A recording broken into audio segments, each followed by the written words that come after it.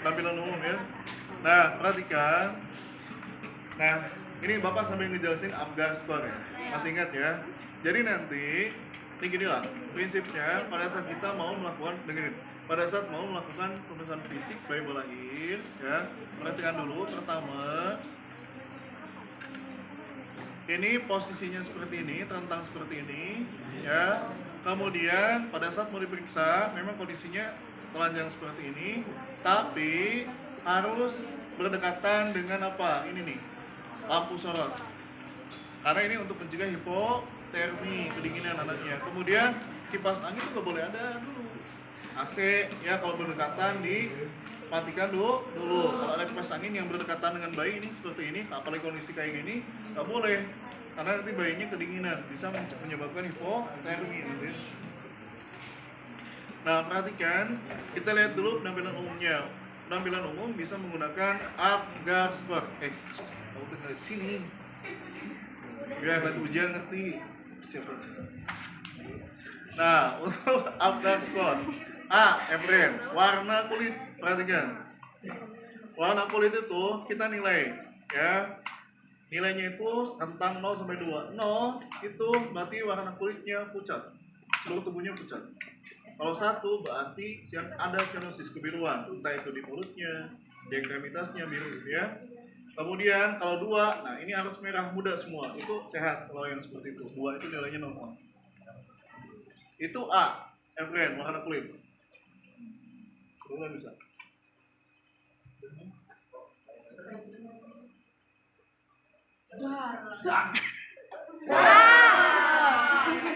Ya, nah jadi nanti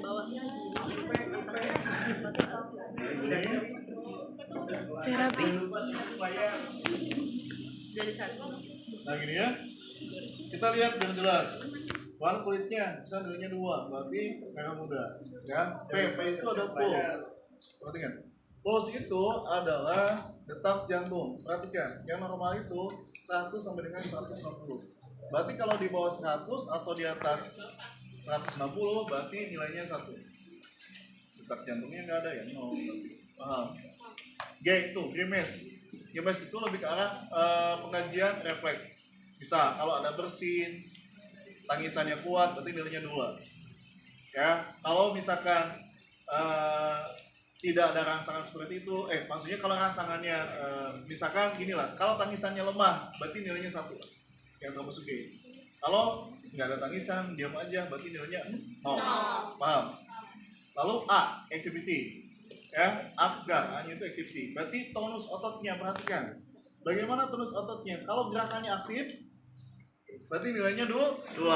Kalau lemah, gitu, gerakan ada tapi lemah gitu kan, nilainya 1. Oh, nggak ada gerakan sama sekali, gini aja ya. Oh, paham? Berikutnya R, respirasi. Nah, untuk respirasi, perhatikan. Kalau pernapasannya teratur, berarti nilainya 2. Kalau tidak teratur, 1. Nggak ada napasnya, 0. Paham? Kalau di total Apgar score itu berarti berapa? 2 kali 5 itu berapa? 10. Nah, yang normal itu kalau nilai Apgarnya 7 berarti sudah normal dia. Ya. Kalau nilainya 4 sampai 6 berarti dia mengalami aspeksia ringan. Ya. Kalau nilainya di bawah 4 4 sampai 6 kan tadi kan? Kalau nilainya misalkan 1 sampai 3 berarti aspeksia berat. Kalau 0 meninggal. Paham? Itu tuh. Siapa tuh udah ada di ujian. Bisa diikuti? Sekarang ingat besok kepala ya. Baca lagi nanti ya di materi. Nah, kemudian berikutnya kita perhatikan. Nah, ini jaraknya dari sini ke sini itu sekitar 60 cm idealnya. Jadi jarak antara ini lampu ke sini itu sekitar 60 cm. Untuk apa lampu ini tadi? Untuk mencegah hipotermi ya. Kemudian berikutnya, nah kita kaji. Tadi kan Apgar sudah ya, penampilan sudah ya. Nah, kemudian kita kaji dulu dengan pemeriksaan antropometri. Kita timbang berat badannya. Mana itunya ya?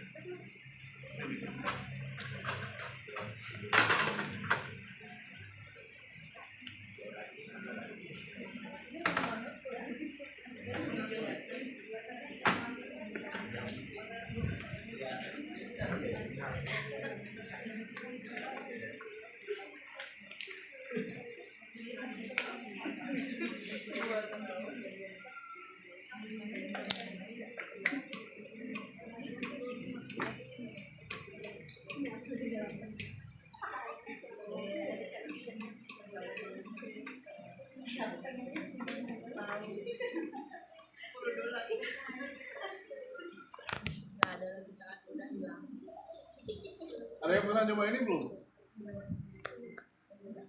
Tadi masih rapi sih. Siapa? Sini bantu sini. Tadi ngantuk aku mah karena Ini gimana caranya ini? tadi dia bisa. Ini baru saya nemu ini. Ini juga baru. Alhamdulillah nih. Alhamdulillah yang baru. Gimana tadi? Dari review. Oke, tasik. Pokoknya obat makanan luar sawah. Tinggal obatnya ke luar sana.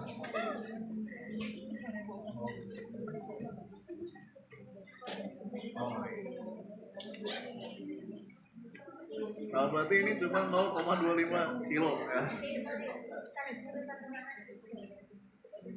Oke.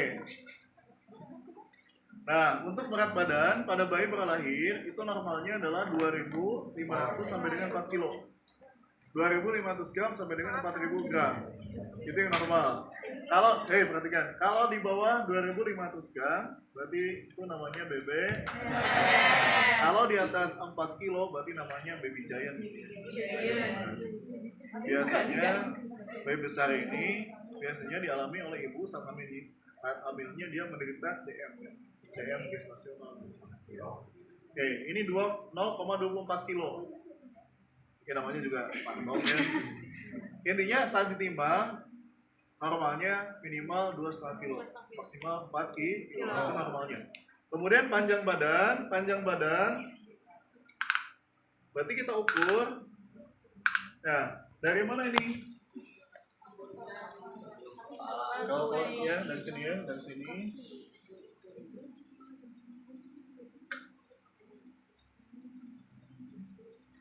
Nah, ini sekitar 38,5 cm. Nah, untuk bayi normal, panjang badan itu berapa? 4? Apa di sana berapa? 45 sampai berapa? 40 sampai 50. Ya, 45 sampai 49 ya cm itu untuk panjang badan. Perhatikan. Kalau pada bayi itu bukan 45, sekitar 47 sampai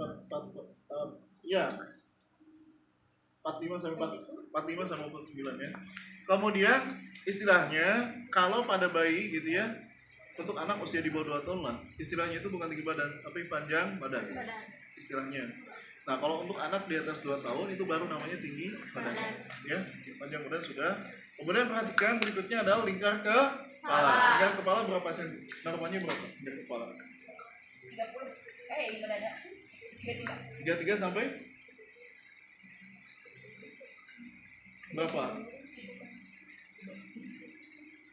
33 sampai berapa?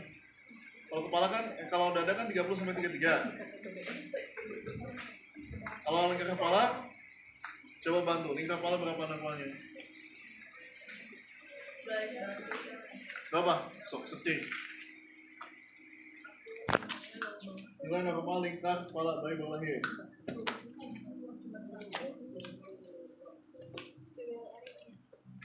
Nah, ini sekitar 30 cm ini. Lingkar kepala 33 sampai 37. Nah, itu lingkar kepala 33 sampai 37. Nah, umumnya lingkar kepala lebih besar daripada lingkar dadanya. Lingkar dada berapa? Nih, cara meriksa lingkar kepala berarti dari sini, dari frontal ke oksipital belakang. Berapa nih tadi lingkar Kepala. lingkar dada? 3 sampai 30 sampai 38. 30 sampai 38. Kalau lingkar kepala? 33 sampai 37. Nah, ini kayak gini ya. Kalau lingkar dada berarti caranya gimana kalau lingkar dada?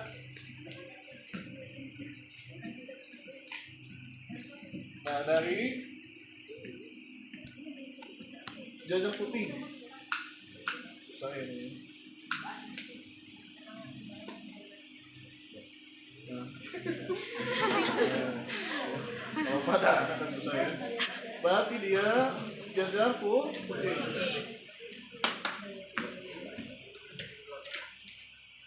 Diulangin tadi lingkar dadanya berapa normalnya? 30 30 sampai 38. caranya gini lah. Berarti dari puting melingkar ke belakang, kemudian ambil tengah-tengah. Posisi startnya di mana sih? Contoh begini. 30 sampai 38. Itu lingkar dada. Kalau lingkar kepala 33 sampai 37. Ya. Paham? Nah, ini pemeriksaan antropometri sudah. Mulai dari penimbangan berat badan, apalagi pengukuran panjang badan, lingkar kepala, lingkar dada. Itu untuk pemeriksaan antropometri, terutama pada bayi baru lahir. Nah, kalau udah selesai semua, baru kita periksa dengan pendekatan head to toe, ujung kepala sampai ujung kaki. Kita periksa. Misal di daerah kepala, perhatikan, terutama ini apa namanya? Ya, perhatikan dari kepalanya, terutama adalah fontanelnya. Kita lihat fontanel anterior posteriornya, gitu ya. Nah, biasanya untuk fontanel posterior, anterior, dia harus menutup saat usia 3 bulan, ya. Biasanya seperti itu. Kemudian lihat fontanelnya. Kalau pada bayi yang dehidrasi, itu fontanelnya cekung biasanya. Kemudian lihat suturatnya. Tahu sutura? Sutura itu yang apa itu ya? Kayak lipatan-lipatan, garisan-garisan, bukan lipatan, garisan-garisan. Lihat garisan-garisan dari tulang tengkoraknya, ya. Biasanya umumnya kepalanya itu tidak simetris biasanya kalau pada bayi baru lahir. Kemudian perhatikan di daerah kepala, perhatikan ada nggak sepal hematom, pendarahan di daerah kepalanya. Biasanya sepal hematom itu pada bayi yang lahir dengan kondisi dipaksa lahirnya, bisa dengan vakum gitu ya, atau mungkin dengan yang lain. Kemudian berikutnya kepala tadi sudah ya, berikutnya ada yang lupa. Nah, kemudian berikutnya adalah mata. Di mata kamu perhatikan, gitu ya, matanya, ya perhatikan mulai dari skleranya, gitu ya, kemudian apalagi pupilnya, berarti kita menggunakan ini reaksinya. Nah itu karena untuk menentukan pupil ini juga ya bisa kita kaji bagaimana apakah si bayi ini buta atau tidak, kan bisa dikaji dengan kalau nggak ada respon. Nah kita curiga kok dikasih cahaya gini kok nggak ini ya, efek pupilnya kok nggak bereaksi misalnya gitu. Kan harusnya pada saat dikenai cahaya gini dari pinggir ke sini atau dari sini ke sini, harusnya bagaimana, kontriksi kecil harusnya yang normal itu. Kok ini enggak gitu ya, nggak ada respon. Nah, kita harus curiga bisa jadi ini si anak ini mengalami kebutaan ya. Kemudian perhatikan ya apakah ada strabismus atau tidak, kayak juling gitu ya matanya. Kadang ini harusnya saling bertatapan ya, ini mah kemana gitu ininya tuh ya. Nah, kemudian perhatikan di mata itu ada yang namanya refleksnya itu namanya adalah eye blink, ngedip. Berarti namanya eye blink. Kita kasih berupa kapas, nanti kita tempelin ke sini. Normalnya bagaimana kalau dikasih rangsangan? Berkedip. Kalau misalkan dia berkedip, berarti positif, bagus ya, refleksnya normal. Itu namanya eye blink. Di mata namanya ada yang namanya refleks eye blink ya. Kemudian berikutnya di hidung. Perhatikan hidungnya. Bagaimana kondisinya? Ya, kita lihat dulu bentuknya, misalkan. Kemudian berikutnya perhatikan kedua lubang hidungnya normal atau tidak, ada polip atau tidak, keluar cairan atau tidak, seperti itu ya. Oke, kemudian pernapasannya bagaimana? Ada PCH atau tidak? PCH itu pernapasan cuping hidung. Itu di hidung. Ya. Kemudian berikutnya daerah mulut. Nah, di mulut ini ada perusahaan refleks nanti. Di mulut perhatikan ya kebersihan mulutnya. Nah, kemudian berikutnya buka daerah sekitar mulutnya gitu ya. Nah, di mulut ini kita kaji ada pendarahan gusi atau tidak gitu ya. Kemudian berikutnya adalah kita kaji refleks sekitar mulut. Ada refleks apa aja? Pertama yang namanya refleks sucking. Sucking itu berarti refleks menghisap. Jadi nanti kita lihat refleks suckingnya. Contoh, kalau dikasih dot atau misalkan pada saat si bayi ini menyusu ke ibunya, refleksnya kuat nggak, refleks sakingnya, menghisapnya, gitu maksudnya. Paham? Namanya saking, refleks saking itu menghisap. Ada satu lagi, refleks routing. Kalau routing itu ya, ini normalnya, ini alamiah nih. Refleks routing ini, si bayi ini kalau misalkan ibunya sedang mau menyusui gitu ya, dia akan segera mencari puting susu si ibunya. Jadi gini, dia mencari gitu ya, si ibunya ada di sini, misalkan mau menyusui, si anaknya rada miring, dia akan ini sendiri gitu, ngikutin ya, ngikutin puting susu si ibunya. Itu namanya refleks routing di sekitar mulut. Paham? Nah, itu di mulutnya ya. Diulang, ada routing, ada saking. Kalau routing itu berarti mengikuti puting susu ibu, kalau saking menghisap. Sampai sini bisa diikuti. Kemudian berikutnya di daerah lehernya. Nah, lihat lehernya ya. Perhatikan kondisi lehernya, gerakan lehernya bebas atau tidak. Ya. Kemudian berikutnya perhatikan di daerah leher ada pembesaran tidak, terutama kelenjar tiroidnya. Lalu bagaimana caranya? Kita palpasi. Pelan-pelan aja. Kita palpasi ada pembesaran atau tidak. Ya, untuk kelenjar tiroidnya. Kemudian gerakannya gimana, bebas atau tidak? Perhatikan, takutnya ada fraktur di tulang servikalnya di sini ya, di leher. Kemudian berikutnya adalah kita kaji terutama di daerah dadanya. Kita amati bentuk dadanya simetris atau tidak. Nah, biasanya di daerah dada, nah ini yang puting susunya itu biasanya itu akan keluar cairan. Kok masih bayi dia udah keluar cairan, itu nggak masalah, itu masih hormonal. Itu karena pengaruh hormonal ya, gitu maksudnya. Jadi sampaikan ke ibunya, nggak usah kaget, ini masih bisa ya. Bentuk dadanya perhatikan, kemudian pernapasannya simetris atau tidak, itu ya, itu juga perlu diperhatikan. Kemudian kita ingat ya, di daerah dada itu berarti mulai dari inspeksi, kita amati, palpasi, kita raba, takutnya mungkin ada fraktur tulang di sini gitu ya. Kemudian berikutnya adalah perkusi ya. Kemudian berikutnya adalah dengan auskultasi. Kita mendengarkan bunyi napas, mendengarkan bunyi jantungnya gitu ya. Nah, kalau Bapak tanya, bunyi napas normal itu ada berapa? Bunyi napas itu yang normal ada yang namanya vesikuler, bronkovaskuler, ada yang namanya diulang, ada bronchial, ada bronkovaskuler, ada vesikuler. Bronchial itu di sini, ya. Kemudian bronkovaskuler sebelah sini, vesikuler yang di sini. Itu bunyi napas normal. Lalu ada bunyi jantung normal. Bunyi jantung normal gimana? Dup, iramanya reguler. Ada bunyi jantung yang tidak normal, namanya galop sama murmur. Kalau murmur itu ya kebocoran jantung itu. Ya, bunyi napas tidak normal contohnya apa? Ada wheezing, ada ronki, ada kekos, ada rales ya, dan lain sebagainya. Ya, kan sudah belajar dulu ya.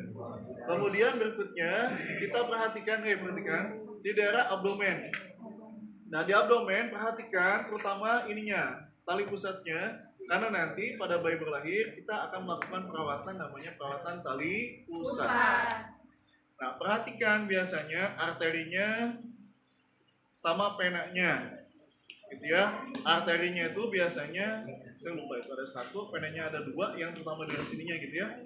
Kemudian perhatikan kondisi tali pusatnya bersih atau tidak, ada tanda-tanda infeksi atau tidak, ada tanda peradangan atau tidak. Abdomen kamu perhatikan bentuknya bagaimana, ya. Apakah cekung, apakah cembung, apakah datar, perhatikan. Kemudian berikutnya untuk abdomen setelah diinspeksi langsung auskultasi. Jadi jangan langsung dipalpasi. Bedanya dengan di torak abdomen gini. Kita dengerin apa? Bunyi jantung di abdomen sih. Bunyi ususnya. Kita dengerin ya. Bagaimana peristaltik ususnya. Kemudian setelah diauskultasi, dipalpasi. Nah, dipalpasi kita raba. Terutama ada pembesaran hepar atau tidak. Biasanya kalau ada pembesaran HEPA pada saat kita kaji ditekan gini, kok ada pembesaran di kuadran kanan atas, di abdomen bagian kanan atas. Jadi pada saat kita kaji, kok ini ada benjolan, ini nggak boleh. Berarti ada pembesaran HEPA. Ya. Kemudian berikutnya di perkusi gitu ya. Kemudian berikutnya adalah di genital, perhatikan bagaimana kebersihannya. Kalau laki-laki cirinya bagaimana, perempuan bagaimana. Gitu ya. Nanti boleh dibaca sendiri lah. Ya. Kemudian berikutnya ekstremitas, terutama di kaki. Nah ini nanti perhatikan jumlah jari-jarinya normal atau tidak jumlahnya. Kemudian bagaimana, apakah ada pengatur atau tidak, posturnya bagaimana gitu ya. Kemudian perhatikan refleks di sekitar terutama ekstremitas. Yang pertama misalkan ada yang namanya refleks terkejut, moro. Jadi kalau misalkan kepalanya digini kan, ya, atau misalkan kita kejutin gini, nah biasanya itu kaki sama tangannya itu langsung gini, tangan gini, kakinya ke atas. Paham? Kejut. Nah ini namanya refleks moro. Itu termasuk refleks primitif. Ya. Nah refleks moro ini harus hilang dalam waktu 6 bulan. Jadi usia 6 bulan ke atas dia sudah harus hilang refleks ini. Kok 6 bulan refleks moronya masih ada? Nah ini kita curiga bisa jadi ada gangguan persarapan ini pada bayi. Ya. Kemudian ada lagi refleks di daerah ekstremitas itu. Ya. Bayinya itu seperti, nah ini, ya, jadi kayak mau berjalan gitu, ya. Kemudian berikutnya ada refleks swallowing, tadi saya lupa ya, belum ya? Swallowing itu refleks menelan. Jadi pada saat si bayinya sedang diberikan nutrisi, bagaimana refleks menelannya, bagus nggak? Itu namanya swallowing, ya. Kemudian ada yang namanya refleks Babinski. Babinski ya. Refleks Babinski itu ya. Jadi kalau kita berikan apa ini kalau kita gini, innya gini ke sini, dari sini ke sini. Perhatikan, kalau ibu jarinya misalkan gini, nah, ya menjauh gini, pada saat begini, ini gini, nah itu Babinski-nya berarti positif. Ya, refleks Babinski.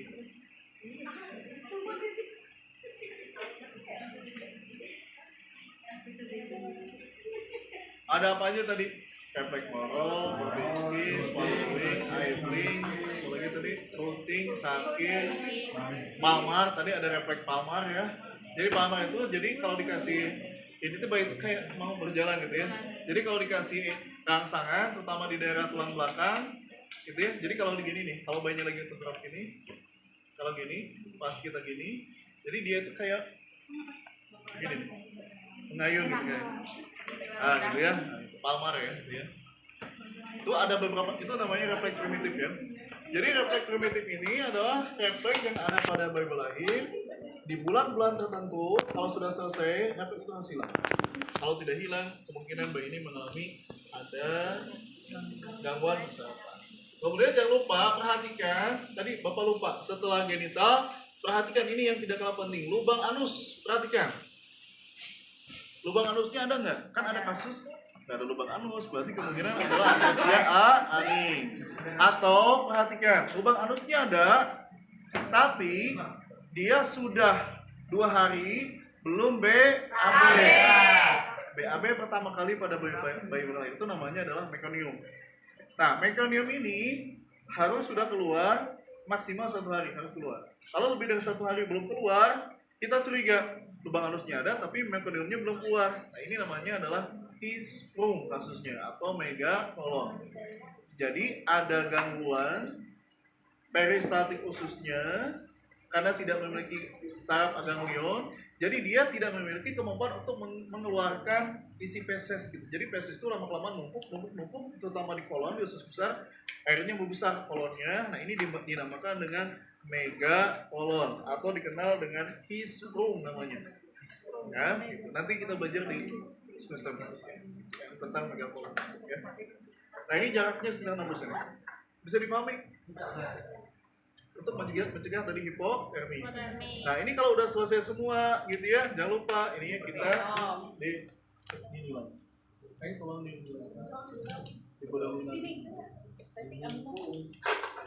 gitu. Nah, kayaknya sampai sini dulu ya. Iya, Pak. Nah, saya